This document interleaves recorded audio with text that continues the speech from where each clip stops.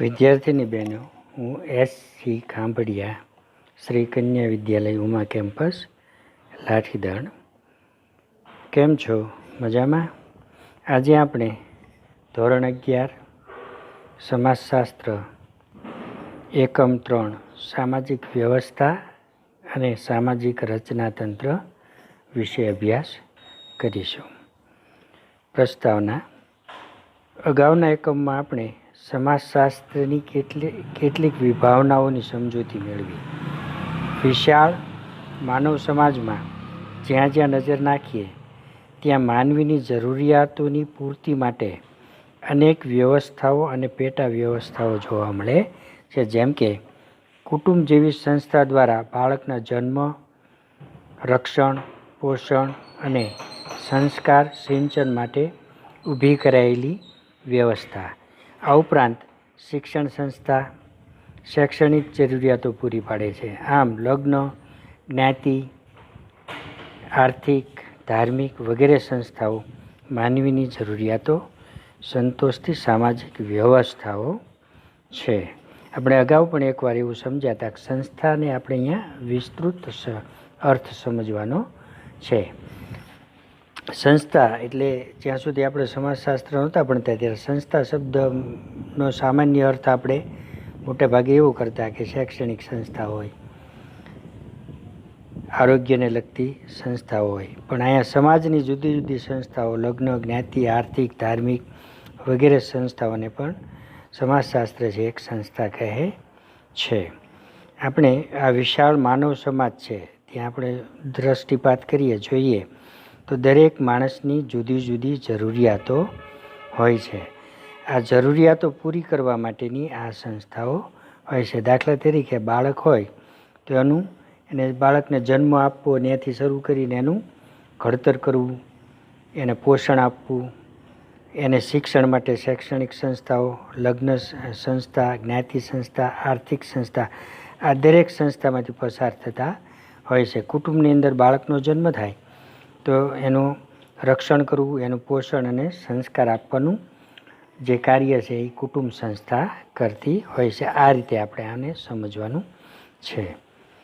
કોઈ પણ રચના જુદા જુદા ભાગોની પદ્ધતિસરની ગોઠવણી છે. આપણે સામાજિક વ્યવસ્થા અને સામાજિક રચનાતંત્રની વાત કરવાની છે.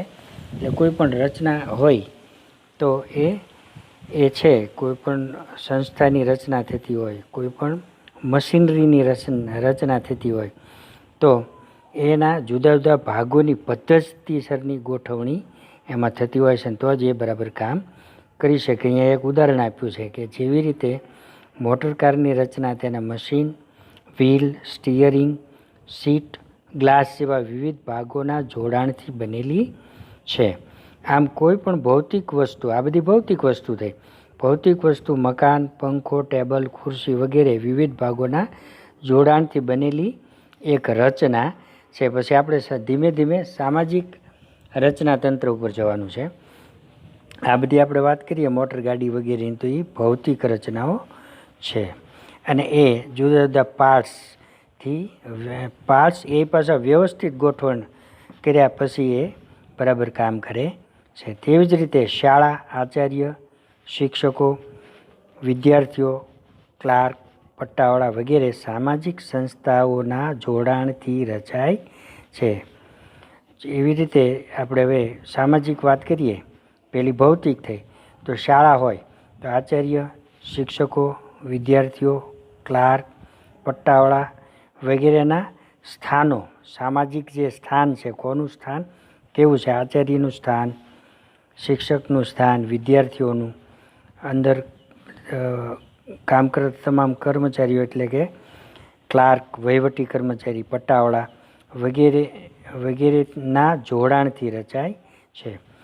આ એક શાળાની વાત કરીએ. હવે આપણે કુટુંબની વાત કરીએ તો કુટુંબ પણ પતિ પત્ની, માતા પિતા, ભાઈ બહેન વગેરે વચ્ચેના સામાજિક સ્થાનો.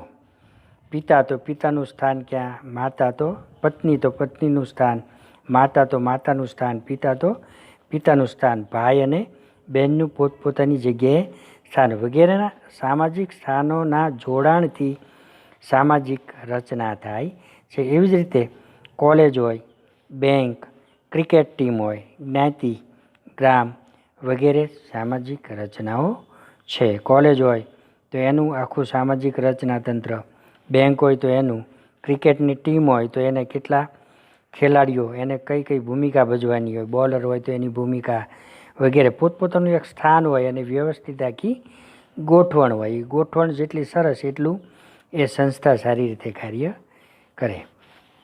આમ સામાજિક વ્યવસ્થા અને સામાજિક રચના બંને ખ્યાલો એકબીજા સાથે ગાઢ રીતે સંકળાયેલા છે. સામાજિક વ્યવસ્થા અને એની રચના કઈ રીતે રચાય અને એની અંદર કેવી વ્યવસ્થા હોય, જેવી વ્યવસ્થા હોય એવી પાછી રચના થાય, એમ એકબીજા સાથે સંકળાયેલા છે. સામાજિક વ્યવસ્થા વિના સામાજિક કાર્ય બનતું નથી. સામાજિક વ્યવસ્થા થાય તો જ સામાજિક કાર્ય સંભવિત બને, બાકી સંભવિત બનતું નથી.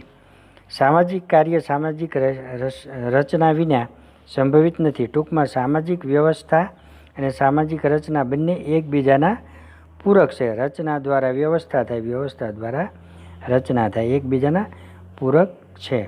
સામાજિક વ્યવસ્થા અને સામાજિક રચનાતંત્રને પદ્ધતિસર સમજવા માટે કેટલાક સમાજશાસ્ત્રીઓએ પોતપોતાના મૂળભૂત વિચારો આપ્યા છે, જેના આધારે આ બંને ખ્યાલને આપણે સમજી શકાય. સામાજિક વ્યવસ્થા અને સામાજિક રચનાતંત્ર.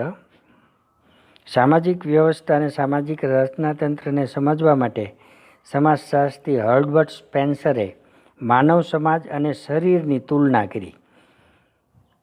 બ્રેનિસ્લો અને મેલિનોવિસ્કોએ માનવ જરૂરિયાત આધારિત રચનાતંત્રોની વિગતે રજૂઆત કરી. તો ટાલકોટ પાર્સલે માનવ ક્રિયા વ્યવસ્થાને 4 પેટા વ્યવસ્થાના સંદર્ભમાં સમજાવી. આપણે સૌપ્રથમ સામાજિક વ્યવસ્થાની સમજ હવે મેળવીએ. સામાજિક વ્યવસ્થા જેમ એક માનવ શરીરના જુદા જુદા ભાગો પરસ્પર કાર્યાત્મક સંબંધથી જોડાઈને એક વ્યવસ્થા બને છે, તેમ સામાજિક વ્યવસ્થા પણ કાર્યાત્મક સંબંધોથી જોડાઈને 2 કે તેથી વધુ એકમોની બનેલી વ્યવસ્થા બને છે. જેમ શરીરના જુદા જુદા ભાગ, આપણા હાથ, પગ, તમામ ઇન્દ્રિયો, બધા અવયવો એકબીજા સાથે જોડાઈને એક વ્યવસ્થા બને છે અને દરેકનું પોતપોતાનું કાર્ય હોય છે. એ કાર્ય જેટલું વ્યવસ્થિત થાય એટલું શરીર વ્યવસ્થિત ચાલે. તેમ સામાજિક વ્યવસ્થા પણ કાર્યાત્મક સંબંધોથી જોડાયેલી છે. કાર્યાત્મક એટલે પોતાના કાર્યો વડે. અને કે સ્કૂલનું ઉદાહરણ લઈએ, આગળ આપણે જોયું તો દરેકનું જુદું જુદું કાર્ય હોય. આચાર્ય તો એનું વહીવટી અને જે કાંઈ કાર્ય હોય તે, શિક્ષક તો એનું જે શિક્ષણનું કાર્ય હોય તે, અન્ય કર્મચારીઓના જુદા જુદા કાર્ય હોય, વિદ્યાર્થીનું કાર્ય અભ્યાસ કરવાનું હોય, એ વ્યવસ્થાની બનેલી છે. આ એક ઉદાહરણ થયું. ટાલકોટ પાર્સનસ સામાજિક વ્યવસ્થાની વ્યાખ્યા આપતા જણાવે છે કે સામાજિક વ્યવસ્થા એટલે એકબીજા સાથે કાર્યાત્મક સંબંધોમાં રહેલા ભાગો દ્વારા બનેલો એક જટિલ સંકુલ. એકબીજા સાથે કાર્યાત્મક એટલે કાર્ય દ્વારા, કોનું કામ કયું છે એ દ્વારા બનેલો એક જટિલ સંકુલ છે. સોરોકિન સામાજિક વ્યવસ્થા આપતા જણાવે છે કે સામાજિક વ્યવસ્થા એક સંગઠિત જૂથ છે કે જે તેના સભ્યોના હકો, ફરજો, સામાજિક સ્થાનો, કાર્યો, ભૂમિકાઓ તેમજ પરસ્પરના વર્તન તથા જૂથ બહારના વિશાળ સમાજના સભ્યો સાથેના વર્તન સ્થાપિત કરતા સામાજિક ધોરણોનો સંકુલ છે. સોરોકિન એવું કહે છે કે સામાજિક વ્યવસ્થા એક સંગઠિત જૂથ છે, ભેગું થયેલું, સંગઠિત થયેલું એક જૂથ છે. જે તેના સભ્યોને, આ જૂથ તેના સભ્યોને જે દરેક સભ્યોના હક, દરેક સભ્યની ફરજ, દરેક સભ્યોનું સામાજિક સ્થાન શું હોઈ શકે, દરેક સભ્યનું કાર્ય શું હોઈ શકે, અને કાર્ય દ્વારા એને કેવી ભૂમિકા ભજવવાની છે, એમ તેમજ એકબીજા સાથે પાછું પરસ્પર એટલે એકબીજા સાથે વર્તન કેવું કરવાનું છે, અને જૂથ બહારના વિશાળ સમાજના સભ્યો સાથે કેવું વર્તન કરવાનું છે, એવા ધોરણો, એવા નિયમો, ધારાધોરણો ધરાવતું એક સંકુલ છે એવું એ સમજાવે છે. ટૂંકમાં કહી શકાય કે સામાજિક સ્થાન કે દરજ્જામાં રહીને ભૂમિકા ભજવતી વ્યક્તિઓની આંતરક્રિયાની વ્યવસ્થાને સામાજિક વ્યવસ્થા કહેવાય. ટૂંકમાં આપણે કહેવું તેમ કહી શકાય કે પોતાનું સામાજિક સ્થાન, પોતાનો દરજ્જો અને દરજ્જામાં રહીને એને કેવી ભૂમિકા ભજવવાની હોય છે અને વ્યક્તિ વચ્ચેની આંતરક્રિયા કરવાની જે વ્યવસ્થા છે એને સામાજિક વ્યવસ્થા કહેવાય. હવે આપણે સામાજિક વ્યવસ્થાના લક્ષણો જોઈએ. કેવી કેવી લાક્ષણિકતાઓ હોય તો તેને આપણે સામાજિક વ્યવસ્થા કહી શકીએ. તેને સમાજશાસ્ત્ર સામાજિક વ્યવસ્થા કહે છે. ટાલકોટ પાર્સનસે દર્શાવેલા સામાજિક વ્યવસ્થાના લક્ષણો આ મુજબ છે. 1. વિભિન્ન ભાગો વચ્ચે પરસ્પરાવલંબન. 2. સામાજિક વ્યવસ્થામાં સ્થિરતા. 3. સામાજિક વ્યવસ્થામાં પરિવર્તન. એમાંનું પહેલું વિભિન્ન ભાગો વચ્ચે પરસ્પરાવલંબન જે છે લક્ષણ એ આપણે સમજીએ. સામાજિક વ્યવસ્થા બનવા માટે ઓછામાં ઓછા 2 સામાજિક એકમોના ભાગોનું જોડાણ હોવું આવશ્યક છે. એકમમાં આવતમ સમજી ગયા, વ્યક્તિ વગેરે. કુટુંબમાં માતા પિતા, પતિ પત્ની, ભાઈ બહેન વગેરે. ઓછામાં ઓછા 2 માતા પિતા, પતિ પત્ની, ભાઈ બહેન વગેરે એવા ઉદાહરણો એને આપ્યા. અને સામાજિક દરજ્જાઓ જોડાઈને કુટુંબ એક વ્યવસ્થા બને છે. આજે આ દરેક પતિ હોય તો એનો સામાજિક દરજ્જો, પત્નીનો સામાજિક દરજ્જો, ભાઈ તો ભાઈ તરીકેનો દરજ્જો, બહેન તો બહેન તરીકેનો દરજ્જો. આવા દરજ્જાઓ જોડાઈને એક કુટુંબ એક વ્યવસ્થા બને છે. આ એક સામાજિક વ્યવસ્થા થઈ કુટુંબ. આમ સામાજિક સ્થાનો પરસ્પર એકબીજા પર આધારિત છે. આમ અન્ય સંસ્થા કે સામાજિક સમૂહના સામાજિક એકમનું જોડાણ એ સામાજિક વ્યવસ્થાનું પ્રથમ આવશ્યક લક્ષણ છે. બીજું લક્ષણ, સામાજિક વ્યવસ્થામાં સ્થિરતા. માનવ સમાજની જરૂરિયાતો પરિપૂર્ણ કરવા માટે વ્યવસ્થાને લાંબા સમયગાળા સુધી સ્થિરતા ધારણ કરવી પડે છે. એટલે કે દરેક વ્યવસ્થા પોતાની આગવી ઓળખ બનાવી અનુકૂલન સાધે છે. આમ સામાજિક વ્યવસ્થામાં પરિવર્તન આવવા છતાં મૂળભૂત જે સામાજિક વ્યવસ્થા છે એ જળવાઈ રહે છે. એટલે માનો કે એક વ્યવસ્થા છે કુટુંબ, તો એ લાંબા ગાળાની વ્યવસ્થા છે, એને લાંબા ગાળા સુધી સતત ચાલતી રહેતી છે. ત્રીજું, સામાજિક વ્યવસ્થામાં પરિવર્તન. કોઈ પણ સામાજિક વ્યવસ્થા પરિવર્તનશીલ હોય છે. આ સામાજિક વ્યવસ્થા અમુક હદ સુધી સ્થિર રહીને પરિવર્તન પામતી હોય છે. તંત્રને પોતાની વ્યવસ્થા ટકાવવા માટે પરિવર્તન સાથે અનુકૂલન સાધવું જરૂરી બને છે, જેમાંથી પરિવર્તન ઉદ્ભવે છે. કોઈ પણ સામાજિક વ્યવસ્થા હોય એ પરિવર્તનશીલ હોય છે. આ સામાજિક વ્યવસ્થાનો અમુક હદ સુધી સ્થિર રહીને અમુક મૂળભૂત જે એનું વ્યવસ્થા છે એ તો જળવાઈ જ રહે છે અને બાકીનું પરિવર્તન પામે છે. તંત્રને પોતાની વ્યવસ્થા ટકાવવા માટે પરિવર્તન સાથે અનુકૂલન સાધવું જરૂરી છે. બાકીનું જે આખું તંત્ર છે, દરેક સભ્ય છે, એના પરિવર્તન સાથે અનુકૂલન સાધવું પડે. એટલે એની હારે મેચ થવું પડે, એની હારે અનુકૂળ થવું પડે, જેમાંથી પરિવર્તન ઉદ્ભવે છે. એની પછી સામાજિક વ્યવસ્થાના પાસાઓ. સામાજિક વ્યવસ્થાના પાસાઓ નીચે મુજબ સમજી શકાય. 1. ધ્યેય. તો ઉપજૂથો હોય એની ભૂમિકા, સાંસ્કૃતિક મૂલ્યો, સામાજિક ધોરણો અને ધ્યેય. આ જૂથોને આપણે વ્યવસ્થિત રીતે સમજીએ. આ બધા ધ્યેયને સમજીએ. ઉપજૂથ. તો કોઈ પણ સમાજમાં અનેક જૂથો હોય, દરેક જૂથ સામાજિક આંતરક્રિયાની વ્યવસ્થા છે. ઉપજૂથ આપણે અગાઉ પણ ભણ્યા છે કે એક જૂથ હોય એનો ભાગ એટલે કે ઉપજૂથ. દાખલા તરીકે ભારતીય સમાજ તો એના ઉપજૂથ, જુદા જુદા રાજ્યો. ભારત એક જૂથ તો એના બીજા નાના નાના ઉપજૂથ આપણે એના ગણાવવા હોય તો દરેક રાજ્યો એના ઉપજૂથ કહેવાય. કોઈ પણ ઉપજૂથ જૂથના પેટા ભાગરૂપે વિકસેલું હોવાથી તેને ઉપજૂથ કે પેટા જૂથ કહેવામાં આવે છે. ઉપજૂથને પેટા જૂથ પણ કહેવામાં આવે છે. વ્યક્તિઓ અનેક ઉપજૂથોમાં વિવિધ પ્રકારના સામાજિક સ્થાનો ધરાવે છે. આ સ્થાનોને આધારિત વિવિધ ભૂમિકા ભજવવા માટે તે આંતરક્રિયા કરે છે. જૂથ અને ઉપજૂથનો ખ્યાલ સાપેક્ષ છે, એકબીજા ઉપર આધારિત છે, એકબીજાની સરખામણીમાં છે. જૂથ અને ઉપજૂથનો ખ્યાલ છે એકબીજાની સરખામણીમાં છે, સાપેક્ષમાં છે. આંતરક્રિયાની કઈ વ્યવસ્થાને આપણે જૂથ તરીકે ઓળખીએ છીએ તેના પર ઉપજૂથના ખ્યાલનો આધાર છે. દાખલા તરીકે ભારતને જૂથ તરીકે ગણીએ તો તેના રાજ્યો ગુજરાત, મહારાષ્ટ્ર, પંજાબ વગેરે ઉપજૂથો છે. ગુજરાતને જૂથ તરીકે આપણે ગણીએ તો તેના વિવિધ જિલ્લાઓ છે તેના ઉપજૂથો છે. કોઈ એક શાળાને જૂથ તરીકે ઓળખીએ તો તેના વિદ્યાર્થીઓ, શિક્ષકો, વહીવટી કર્મચારીઓ, સેવાગણ વગેરે તેના ઉપજૂથો છે. આમ સમાજના સભ્યો અનેક ઉપજૂથોમાં વિવિધ દરજ્જાઓ ધરાવે છે. ઉપજૂથો છે એ જુદા જુદા દરજ્જાઓ ધરાવે. શાળાનું ઉપજૂથ આપણે શિક્ષક ગણીએ તો શિક્ષક તરીકેનો એનો એક દરજ્જો હોય. વિદ્યાર્થી તો વિદ્યાર્થી તરીકેનો એક દરજ્જો હોય. આચાર્ય તો આચાર્ય તરીકેનો એક દરજ્જો હોય.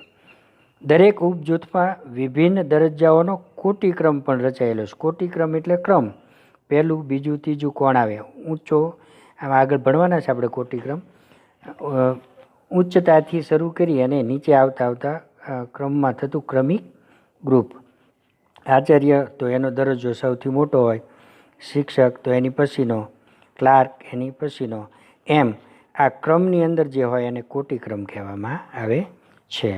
હવે ભૂમિકાઓ તો દરેક દરજ્જો ભોગવતા હોય એને પાછી કોઈક ને કોઈક ભૂમિકા ભજવવાની હોય. આ ભૂમિકાની આપણે વાત કરીએ.